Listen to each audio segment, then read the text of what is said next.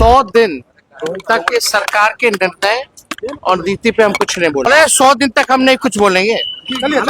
बिहार विधानसभा चुनाव का रिजल्ट आते ही तेजस्वी यादव मुंह छुपाकर विदेश भाग गए थे और 18 नवंबर को उन्होंने सपने में ही बिहार के मुख्यमंत्री पद की शपथ ले ली थी। और अब हनीमून मनाने के बाद तेजस्वी यादव बिहार वापस लौट आए हैं और बिहार वापस लौटते ही तेजस्वी यादव का यानी कि चुनाव के बाद पहला बयान उन्होंने जारी कर दिया है। पत्रकारों को देखते ही भाग जाने वाले तेजस्वी यादव अब शर्म के मारे मुंह छिपाते छिपाते अब पत्रकार के सामने आए हैं और उन्होंने साफ तौर पर कह दिया है कि 100 दिन तक वह मुंह नहीं खोलेंगे। और आखिर पूरा मामला क्या है, पूरा मामला इस 5 से 8 मिनट की रिपोर्ट में हम आपको बताने जा रहे हैं।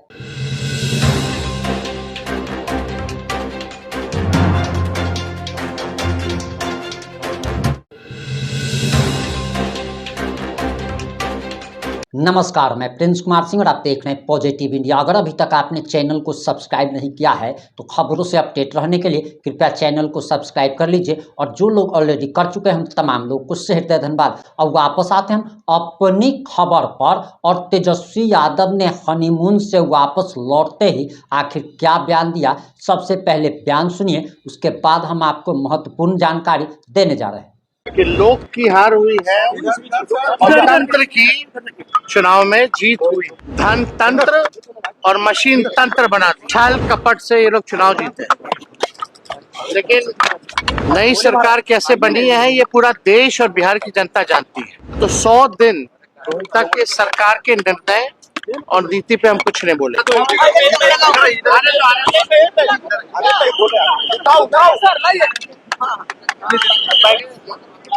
आप सब लोगों को सबसे पहले नव वर्ष की शुभकामनाएं हम लोग देते हैं।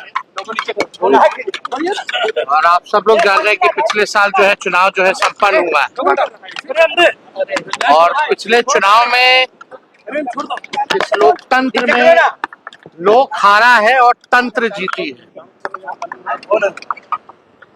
आप कह सकते हैं कि लोक की हार हुई है और तंत्र की चुनाव में जीत हुई।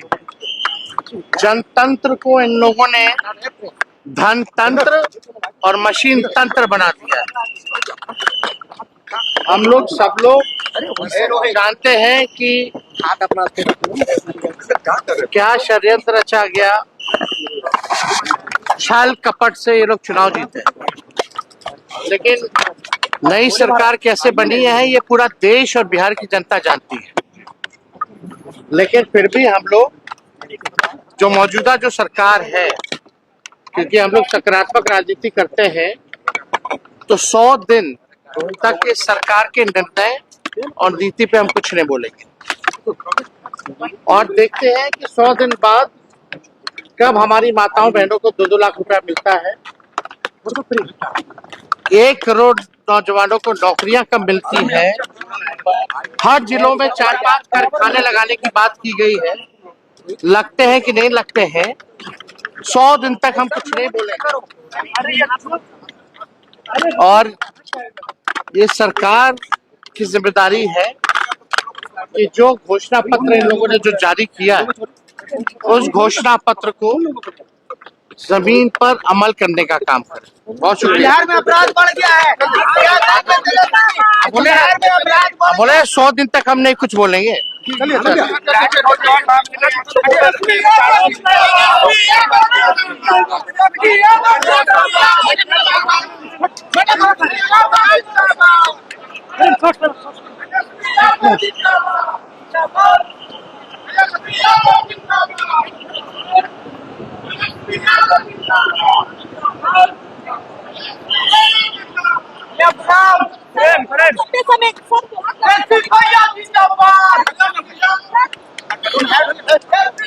कि लोक की हार हुई है और तंत्र की चुनाव में जीत हुई। धन तंत्र और मशीन तंत्र बना छल कपट से ये लोग चुनाव जीते। लेकिन नई सरकार कैसे बनी है ये पूरा देश और बिहार की जनता जानती है। तो 100 दिन तक इस सरकार के निर्णय और नीति पे हम कुछ नहीं बोले। सबसे पहले नव वर्ष की शुभकामनाएं हम लोग देते हैं। और आप सब लोग जान रहे हैं कि पिछले साल जो है चुनाव जो है संपन्न हुआ है और पिछले चुनाव में इस लोकतंत्र में लोक हारा है और तंत्र जीती है। आप कह सकते हैं कि लोक की हार हुई है और तंत्र की चुनाव में जीत हुई। जनतंत्र को इन लोगों ने धन तंत्र और मशीन तंत्र बना दिया है। हम लोग सब लोग जानते हैं कि क्या षड्यंत्र रचा गया, छल कपट से ये लोग चुनाव जीते। लेकिन नई सरकार कैसे बनी है ये पूरा देश और बिहार की जनता जानती है। लेकिन फिर भी हम लोग जो मौजूदा जो सरकार है, क्योंकि हम लोग सकारात्मक राजनीति करते हैं, तो 100 दिन तक इस सरकार के निर्णय और नीति पे हम कुछ नहीं बोलेंगे और देखते हैं कि 100 दिन बाद कब हमारी माताओं बहनों को 2-2 लाख रुपया मिलता है, 1 करोड़ नौजवानों को नौकरियां कब मिलती है, हर जिलों में 4-5 कारखाने लगाने की बात की गई है। लगते हैं कि नहीं लगते हैं, 100 दिन तक हम कुछ नहीं बोलेंगे। और ये सरकार की जिम्मेदारी है कि जो घोषणा पत्र इन लोगों ने जो जारी किया है, उस घोषणा पत्र को जमीन पर अमल करने का काम करें। आपने तेजस्वी यादव का पूरा बयान सुन लिया होगा। अब आपको बताते चले कि चुनाव रिजल्ट से पहले तेजस्वी यादव ने अपने आप को बिहार का सीएम घोषित कर दिया था।